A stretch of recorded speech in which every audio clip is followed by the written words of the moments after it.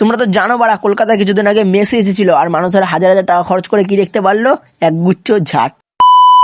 সেই টপিক নিয়ে এবার আজকে ভিডিওটা শুরু করছি, তো বেশি দেরি করবো না, তো চলো ভিডিওতে। আমি 15 বছর বয়স থেকে আমি টাকা জমিয়ে দুর্গাপূজা কালী পূজা আমি স্কিপ করে আমি মেসিকে দেখতে এসেছিলাম। এই হলো বাড়া ইন্ডিয়ার কিছু পাগলাচোদা পাবলিক। ভাই তুই এত বছর আগে কি করে জানলি যে 2025 সালে মেসি আসতে চলেছে? দেখ ভাই, মেসি হলো বাড়া মানুষের ইমোশন, কিন্তু তোরা ভাই তার জন্য আলবাল ছাল বকবি আর সবাই বিশ্বাস করবে, সেটা তো হয় না।